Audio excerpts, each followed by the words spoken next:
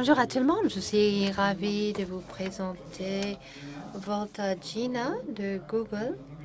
Donc, travaillons avec le Angular JavaScript et en fait, j'ai vu que faire vraiment cette présentation Wakanda car il y a des messages sur le forum. En fait, il y a un nouveau cadre Angular, c'est puissant, c'est bien. Est-ce que ça pouvait fonctionner avec Wakanda? Donc, on a dit oui, ça peut fonctionner, on peut travailler, il faut essayer en fait. Donc j'ai contacté récemment Volta et dit oui, oui, on peut essayer, on peut essayer. Donc on a fait des tests et je pense qu'en fait on va vous parler d'abord qu'est-ce que c'est Angular JavaScript et toute la puissance que ça pouvait justement fournir pour l'application, par exemple, de Wakanda. Et également, j'ai voulu vous remercier pour le présenter à tout le monde. Merci de le présenter. Bah, c'est super. Merci, Alex. Donc, moi, je suis Volta et je travaille avec le Angular JavaScript. Et donc, aujourd'hui, on va parler justement comment on peut construire des web apps. Donc, c'est justement dans le côté de client. Et en fait, ça marche très, très bien pour Wakanda. Il y a depuis un an et demi, ma vie était de programmer en Angular, car en fait, on passe plein de temps à passer avec cette affaire. Donc, il y a quelques temps que j'ai dit, pourquoi je fais ce que je fais? En fait, je pense que c'est très important de poser ces questions. J'aimerais bien partager ceci avec vous.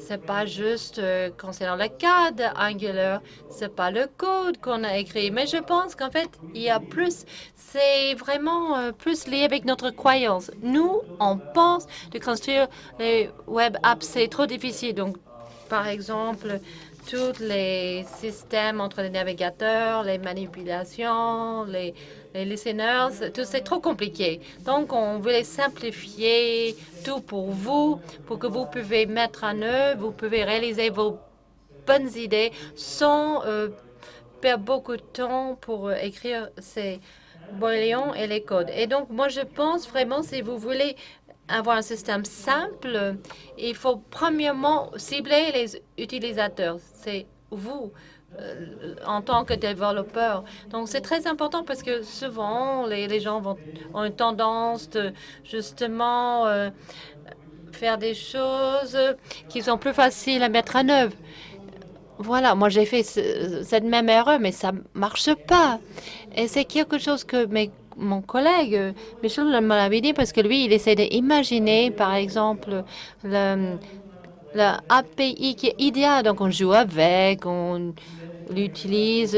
Donc cette API idéale, et parfois on est content, donc on va le mettre en œuvre. Souvent, il y a beaucoup de questions qu'il faut surmonter, mais l'idée c'est que il faut d'abord imaginer ce qui vraiment serait le monde parfait. On commence là. Également, il faut tester. Vous savez, chez Google, nous, on croit vraiment c'est très important de tester. Et pour notre équipe Angular, nous, on teste plein de temps. Donc, les fonctionnalités étaient vraiment testées et c'était facile à tester. Donc, il faut tester donc Angular pour que, aussi que pour vous, ce soit facile pour tester vos codes de design. Il ne faut pas juste prendre votre cadre et votre bibliothèque et juste voilà, juste on va la faire travailler. Non, il faut pas faire comme ça. Il faut livrer une solution, un cadre qui vraiment est basé sur un historique pour que tout le monde puisse vraiment bénéficier et donc justement être dépendant de systèmes de testing comme nous.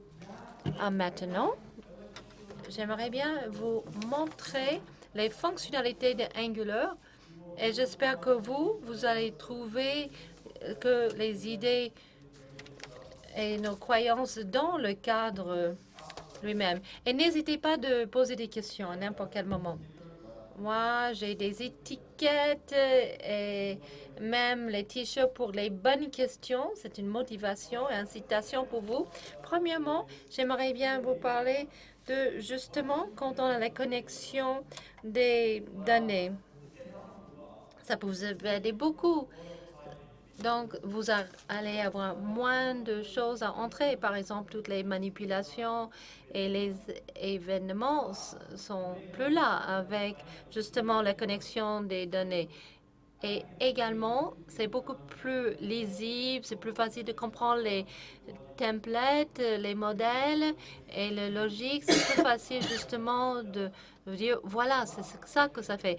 Et troisièmement, ce que j'adore en fait, parce que donc il y a la séparation de justement la vue, l'aperçu et la logique, c'est plus facile justement à tester. Et je pense qu'il faut faire une démonstration.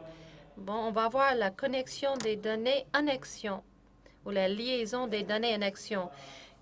Ici, j'ai un exemple assez facile, très fantastique. Tout le monde le fait en fait. Et Angular est vraiment très bon pour faire des genres d'applications. Donc moi, j'ai juste HTML statique. Est-ce que vous pouvez les lire? Je ne veux pas mettre à jour, non. Donc, à droite, vous pouvez voir le HTML statique et à gauche, vous voyez que ça se passe dans le navigateur. Et ce que j'aimerais bien commencer, c'est justement de générer. Ici, vous voyez, j'ai ces deux groupes, ces deux tâches que vous voyez ici. J'aimerais bien générer ces deux tâches basées sur des modèles dans JavaScript. Je vais commencer avec ng contrôleur et vous voyez to do à faire. Et ça va dire à Angular que tout élément de corps sera contrôlé par to do contrôle. Et donc on va définir to do à faire contrôle. Vous pouvez voir ici, on a juste une ligne où on a créé le module Angular. Ça, on groupe tout les modules en Angular. Et j'ai défini le contrôleur to do et à faire. Donc, c'est une fonction et ça donne un argument, c'est portée, c'est scope. Et c'est un concept assez important, une notation assez importante, parce que la portée, la scope, et la synchronisation, cette couche-là de synchronisation, cette interface entre l'aperçu qui est faite et le modèle, c'est le JavaScript. Donc, vous pouvez voir ces deux couches où l'aperçu est fait et là, entre ces deux couches, il y a la structure de JavaScript et c'est l'objet, c'est la portée. Vous pouvez l'appeler le modèle de l'aperçu. Et en fait, l'application va juste parler à la portée de scope, à justement le modèle de données en bas. Et la synchronisation entre ces deux, ça se passe d'une manière automatique par le système de binaire. Et donc, moi, je vais juste mettre justement les éléments sous le scope, le portée. Et vous voyez, après, je vais aller dans le template et je vais enlever ces deux et vous pouvez voir si si je mets si je vais mettre à jour, ce serait vide. Et là, je vais les générer avec ng répétition de ng repeat. Ça va être répété pour chaque élément. Et en fait, c'est la propriété qui était définie, car c'est lié avec la portée, le scope qui est dans la partie supérieure. On va donc le lier avec l'item text. Et si je vais le mettre à jour, on va générer la liste sans toucher le DOM. Et ce qui est encore mieux, et moi je peux vous le montrer,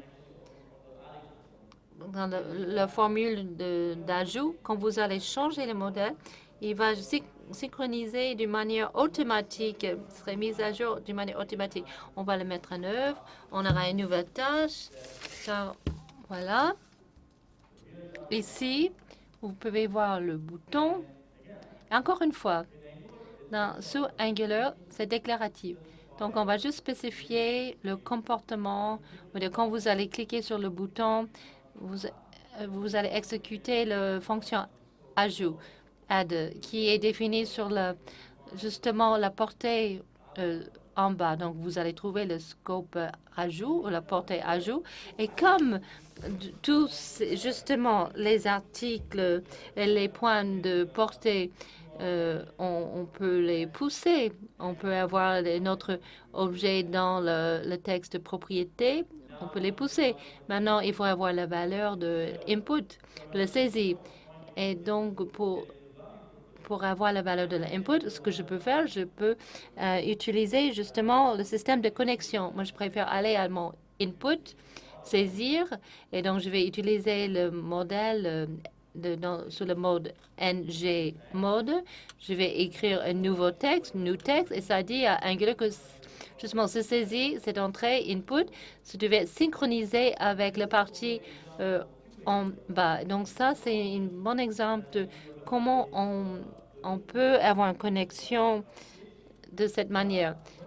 Quand vous allez changer la valeur de input de l'entrée, ça va tout à fait donc mettre à jour le modèle en même temps. Et voilà, on peut l'utiliser aussi ici. On peut voir justement la portée de scope et nouveau texte. Et si je vais le sauvegarder, si j'essaie d'ajouter une nouvelle tâche, new task, on aura une nouvelle tâche sans toucher le DOM. Peut-être on veut justement enlever les inputs. On change la valeur sur la portée dans une chaîne vide et ce serait automatiquement mis à jour. On va faire une nouvelle tâche. On va le faire maintenant.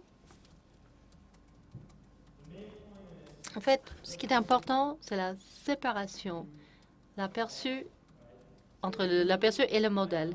Si vous voyez, ici, j'ai mis tout ça en œuvre avec un J requête. Oui, on peut le faire d'une autre manière, mais en fait, c'est ce que je vois tout le temps, en fait. C'est que c'est bon, ça marche.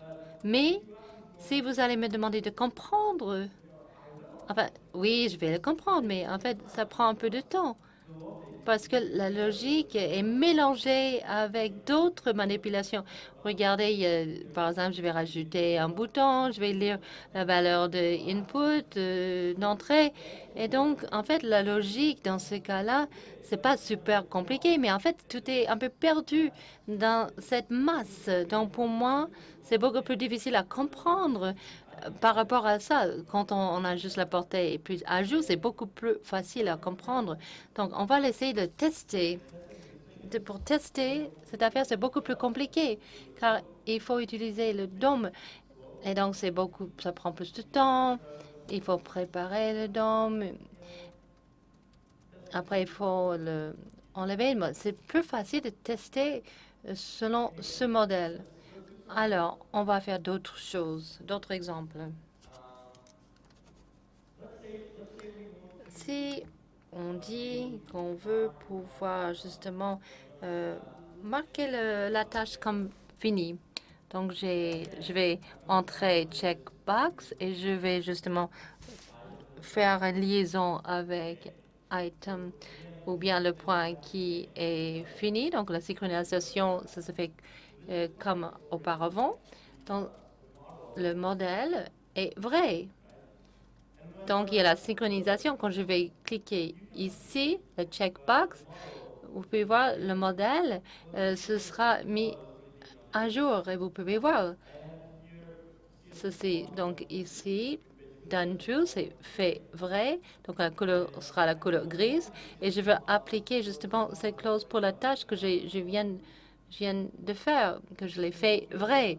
Sans justement la liaison, il faut avoir une intersection entre tous les événements pour changer le modèle. Ici, il faut juste crocher le checkbox.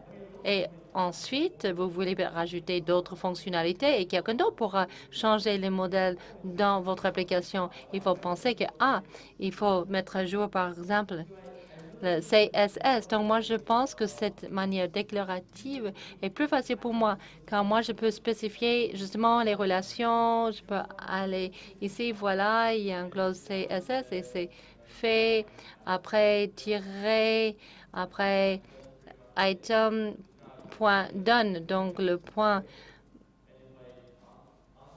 fait. Et donc, si je vais regarder, on peut enlever, c'était coché, puis on peut enlever, c'est plus coché maintenant, si c'est déjà fini, c'est déjà fait. Donc, j'aimerais bien vous montrer d'autres choses concernant également la liaison. Moi, je pense que ce serait intéressant, en fait, de dire, voilà, on va déactiver le bouton si l'entrée, l'input est vide. Donc, il faut désactiver le bouton. Si j'appuie, donc ça va être activé. Si j'enlève le texte, ça serait donc désactivé. Comment vous allez faire? Bon, par exemple, avec la bibliothèque que vous voulez utiliser, par exemple, JRequête, je suis sûr que jQuery, je suis sûr que vous l'avez fait plusieurs, plusieurs reprises. Vous allez aller à la boîte de texte, cette partie, le champ de texte, text box. Donc, vous avez expliqué comment faire avec Angular, c'est ça? Oui, c'est très bien. Je suis très content que vous pensez dans le mode Angular. Je l'ai déjà fait en fait avec une autre bibliothèque, dit les participants. Donc, la logique de couper l'événement, c'est ça. Donc, vous, probablement, vous allez enregistrer donc le listener dans le input, dans l'entrée saisie. Oui, mais avec Angular, vous pouvez utiliser NG. En fait, je vais vous montrer, dit l'orateur. Mais c'est vrai que j'ai voulu penser que qu'est-ce qu'il faut sans justement la connexion. Vous serez obligé d'enregistrer le listener dans les inputs. Et quand, par exemple, quand il faut, dans ce cas-là, vérifier la valeur de input. Après, il faut désactiver le bouton, il faut la référence de l'élément de DOM. Justement, sinon, il faut le désactiver. C'est juste peut-être 4 ou 5 lignes de code. Mais en fait, la beauté de programmation déclarative, c'est pas la réponse pour tout, mais pour des genres de choses, c'est vraiment super. Parce que vous savez, et moi je pense que vous savez, Microsoft Excel ou les tableurs, ces applications de tableurs, par exemple, je suis sûr que vous êtes au cours. Et en Excel, vous n'allez pas dire si vous allez changer cette cellule, il faut changer cette cellule. Non, vous allez juste spécifier justement les relations et les équations. Vous allez dire que cette cellule égale à 1 plus B2. Et c'est égal pour vous comment ça se passe. Mais en fait, vous allez uniquement spécifier les relations et c'est ce que vous faites ici. Vous allez aller au bouton, vous allez dire, voilà, le bouton s'est désactivé quand il y a une propriété de nouveau texte, new text. Et voilà, c'est tout. Et voilà, le bouton est désactivé. Et je ne peux pas rajouter un nouvel article, un nouvel élément. Je ne peux pas. Donc ça, c'est justement le comportement qu'on veut, n'est-ce pas?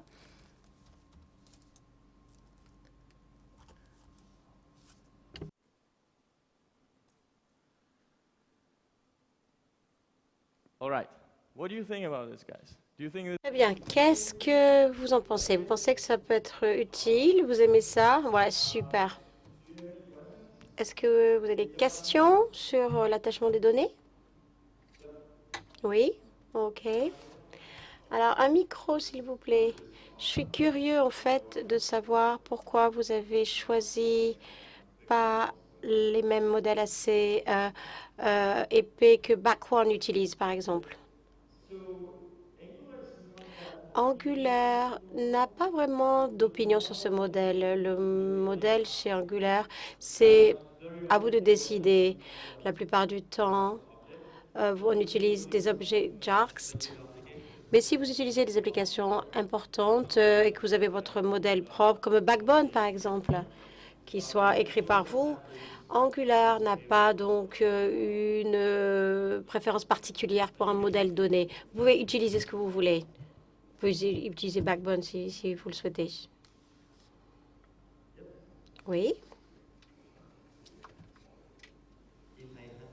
Si je devais attacher des données du côté du serveur, je ne sais pas comment, mais qu'est-ce que vous recommanderiez?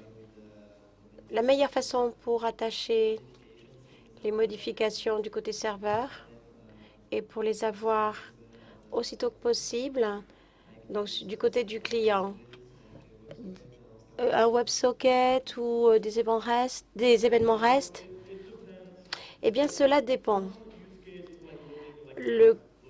Vous chargez des données donc du serveur. Je vous montrerai comment utiliser Wakanda en fait. Angular n'achète pas directement du serveur. Vous avez des données du serveur que vous avez dans le modèle du client et c'est là que vous achetez. Si vous avez quelque chose en temps réel, vous pouvez utiliser CBDO ou autre chose. Donc, il y a des exemples. Donc, mais une fois de plus, vous faites toujours cette communication avec le serveur et lorsque ce que vous achetez, c'est le modèle chez le client. Très bien. OK, donc la chose suivante dont je vais vous parler, vous montrer, c'est l'injection de dépendance. Je pense que vous êtes des développeurs de desktop, la plupart. Est-ce que vous faites du Java? Est-ce que vous avez entendu parler de Juice? C'est un cadre d'injection de dépendance très bon chez Java. Pour JavaScript, ce n'est pas très commun, mais ça va venir. Alors, qu'est-ce que c'est l'injection de dépendance? Lorsque vous construisez une application, tout spécialement les grandes applications, vous devez modulariser. Vous devez le faire en petite partie qui soit responsable d'une partie de la fonction. C'est comme la construction d'une voiture. Vous avez d'abord les voitures, puis ensuite le moteur, puis les sièges, et ensuite il faut assembler toutes ces pièces. Et c'est là où donc l'injection de dépendance devient très utile parce que l'injection de dépendance, ça séparer les processus. Par exemple, vous définissez votre logique, votre comportement, et ça sépare ça de l'assemblage des différentes parties. Et ça le fait en fait pour vous. Et la raison de tout cela, le résultat de tout cela, eh bien, c'est que l'application est beaucoup plus facile à maintenir parce que, par exemple, ajouter de nouvelles unités ou prendre un gros objet et en fait, tout ça, tout ce reconnectage en quelque sorte est beaucoup plus facile à faire avec l'injection de dépendance. Et une fois de plus, c'est beaucoup plus flexible et beaucoup plus facile à tester. Je vous montrerai comment. Alors, repassons à notre application et les choses qu'il faut faire pour ces applications.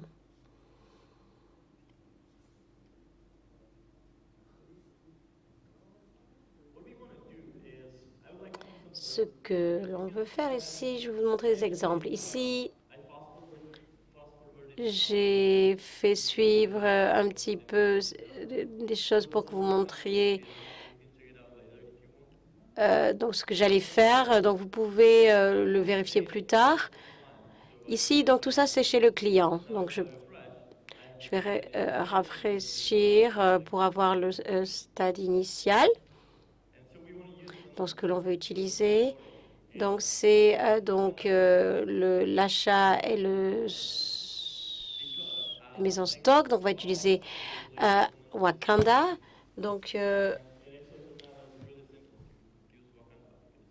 il s'avère qu'il était très simple d'utiliser Wakanda grâce à Alex.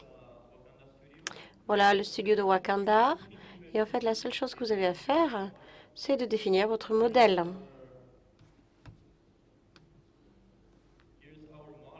Voici notre modèle. C'est savoir l'identifiant, les propriétés du texte. Enfin, tout ça est très simple. Mais ce qui est bien, c'est que vous définissez ce modèle. Et sur ce modèle, Wakanda va créer donc le stockage et va faire le FDI. Donc, si je fais /rest item, voyez la réponse que vous avez sur le backend de Wakanda. Une liste de tâches, en fait. Donc, ce qu'on va faire, c'est qu'on va utiliser donc le backend de Wakanda pour stocker tout cela donc dans la zone de stockage. Ce qui est bien, c'est que il y a du JavaScript partout, donc on peut utiliser ce modèle dans notre application client également. C'est ce qu'on va faire. Ici, donc, il y a donc dans ce folder différents index. Ici, voilà donc nos objets à faire, un to-do. Je peux vous montrer autre chose, mais ça, c'est donc c'est le folder où on a le dossier où on a ajouté des choses. Donc, je vais mettre ici un éditeur simple.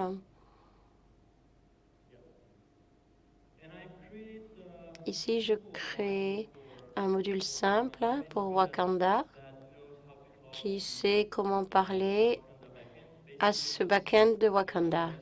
Ici, cette ressource de Wakanda, c'est une usine qui crée un modèle qui sait comment parler à Wakanda. Donc, on sait quelle est la structure du URL et quelles sont les données à établir, etc. Tout ce genre de choses. Ici, vous avez un certain nombre de méthodes à définir. Voilà. Donc, on va utiliser ceci.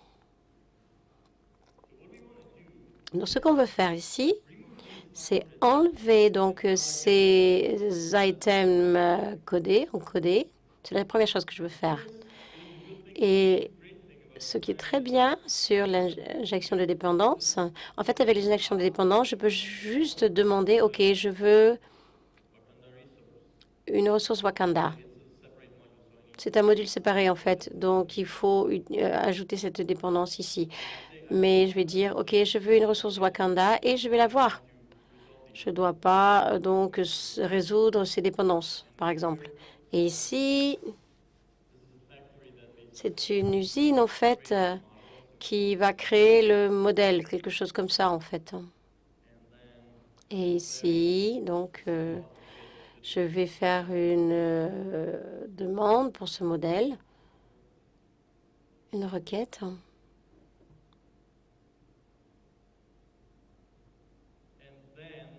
Et ensuite, donc, on va faire la méthode add, puisque maintenant, on a obtenu ce qu'on voulait de Wakanda. Donc, on veut stocker de nouveaux items dans le backend également. Donc, je vais remplacer ce code avec,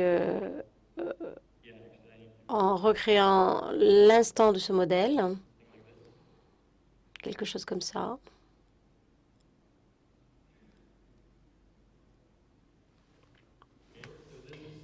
Donc, c'est un modèle, en fait.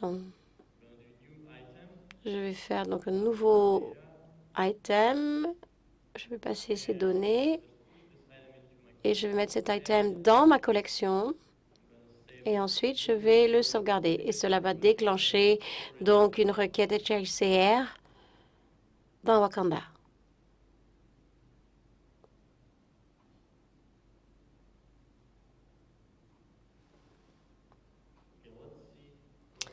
Alors, voyons si ça fonctionne. Oh, ça a l'air bien, hein? Donc, vous pouvez voir qu'on a déjà différentes tâches ici. Il y a donc cette requête. Vous pouvez voir qu'on obtient ces données du stockage. Maintenant, on fait la première chose qu'on vous a demandé, à savoir charger les données de Wakanda. Et lorsque j'ajoute une nouvelle tâche,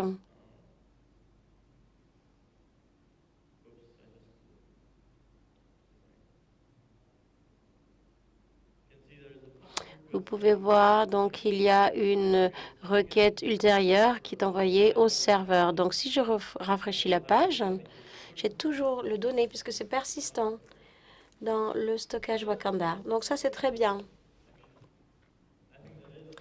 Je pense que c'est assez simple, en effet. Mais ce que je veux vous montrer, en fait, c'est l'injection de dépendance. Donc, imaginons que nous avons des obligations de contrôleur, par exemple. Donc, essayons de définir un nouveau contrôle, par exemple.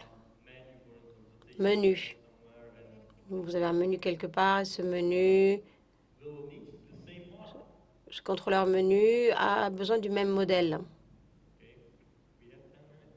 On a 10 minutes encore. Waouh.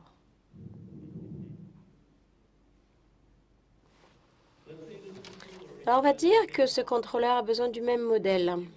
Donc, ce qu'on peut faire, c'est la même chose, en fait.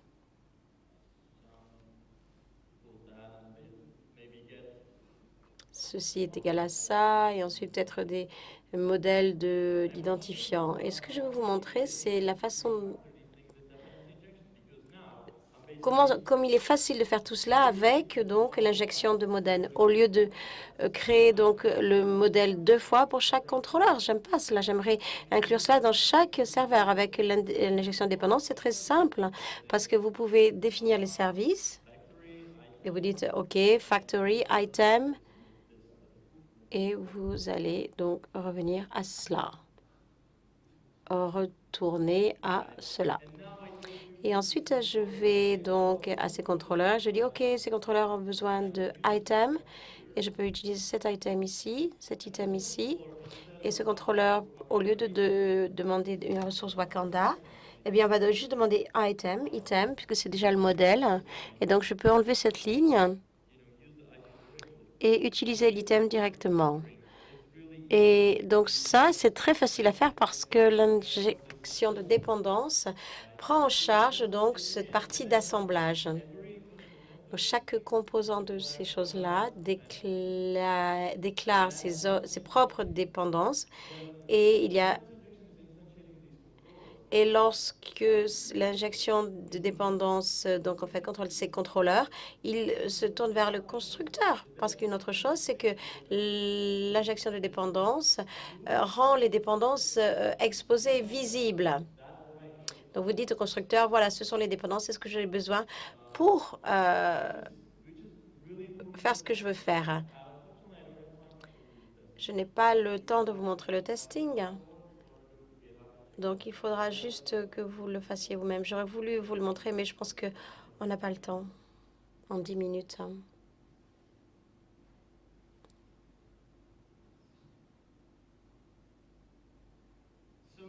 Donc, j'ai un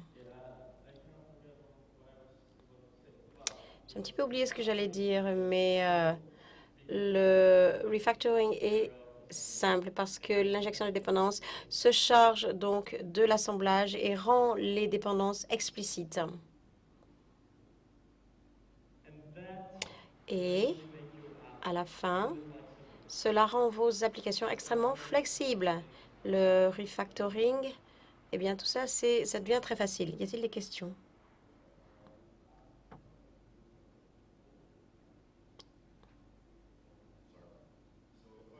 Si je voulais prendre ce contrôleur, le deuxième que vous avez montré, et dire, OK, je veux l'étendre à 500 lignes de code, à ce moment-là, je vais penser, OK, peut-être il va falloir que j'ouvre notre fichier. Est-ce que j'ai besoin de faire un J pour avoir les autres dépendances à l'intérieur? L'injection de dépendance résout la partie assemblage. Require J's, c'est plutôt pour charger les dossiers. Donc, il y a beaucoup de projets qui utilisent Require Jest chez Angular.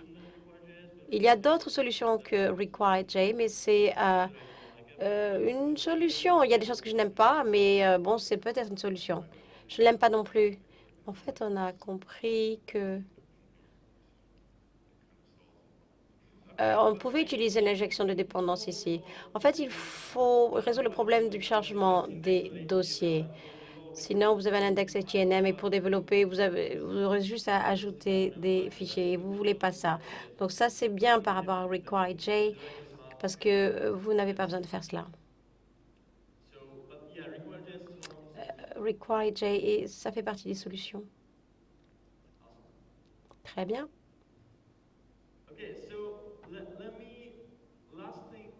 Alors, la dernière chose dont je veux vous parler, c'est l'extensibilité.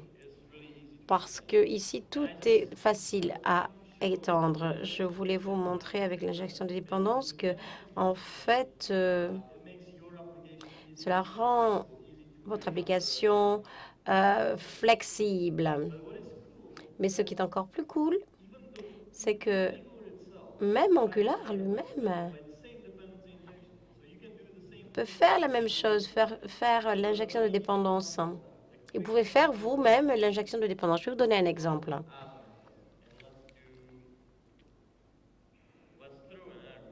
On va mettre, par exemple, éliminer les erreurs. Throw new error. Donc, il y a des exceptions dans la console, c'est rien de très excitant, mais il s'avère que dans Angular, il y a quelque chose qui s'appelle Exception Handler, donc celui qui gère les exceptions.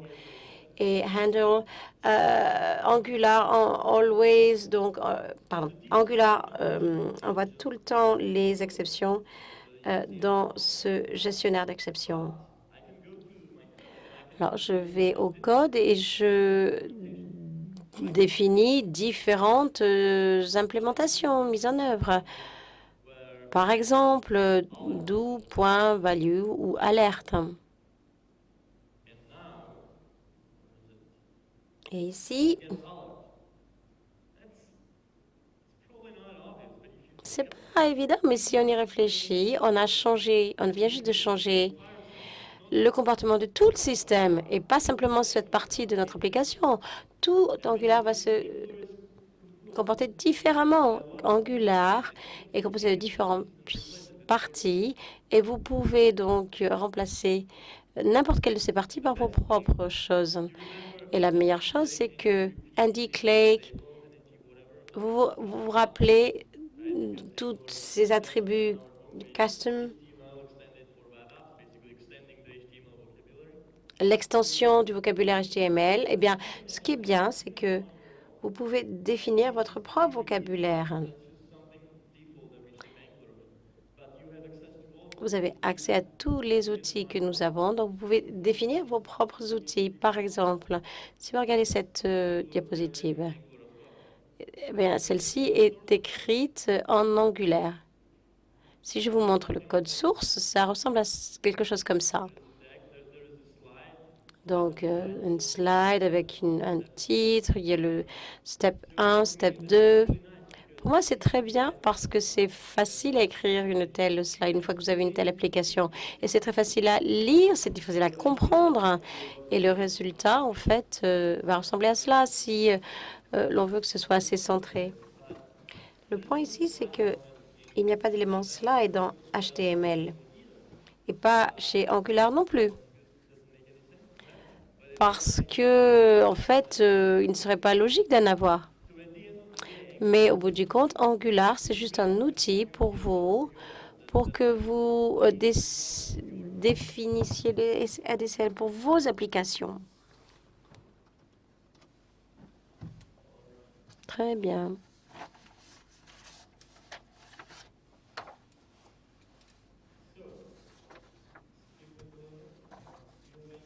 Y a-t-il des questions? Est-ce qu'il est possible de customiser les zones de web resources selon l'API de l'application? Par exemple, le API Wakanda est différent et ce n'est pas la même façon pour accéder aux ressources dans le serveur. Il y a un service pour envoyer le HSR au serveur. On le met en œuvre dans le serveur Wakanda. En plus de tout cela, donc si vous avez des backends différents qui ne correspondent pas à celui-là, par exemple Rails est différent, eh bien, ce n'est pas un problème. Vous devez juste écrire votre propre implémentation mise en œuvre, donc par-dessus donc celle que vous avez fait pour TTP, pardon.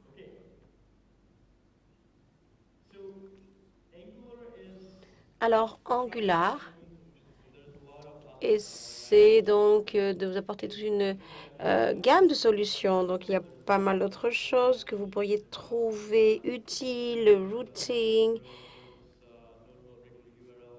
l'écriture de URL. Si vous pensez que c'est intéressant, si vous aimez tout cela, vous pouvez aller sur le site web. Il y a des tutoriels. Et on vient juste de finir un nouveau tutoriel, en fait, qui est très, très bien. Parce qu'en 1 ou 2 heures, vous pouvez examiner tout le processus pour écrire une petite application. C'est une application simple. Donc, je vous recommande vraiment ce tutoriel. En fait, c'est complètement en open source. Donc, si vous avez des questions devant une liste de mailing, et la communauté est vraiment extraordinaire. Je suis très impressionnée par cette communauté. Enfin, donc, il y a le GitHub, le source en GitHub, le projet source en GitHub qui est financé par Google. So, si vous êtes intéressé, bien faites-moi le savoir. Google paye pour ce projet. Donc, merci Google. Et merci à vous. Merci pour votre temps et pour votre attention.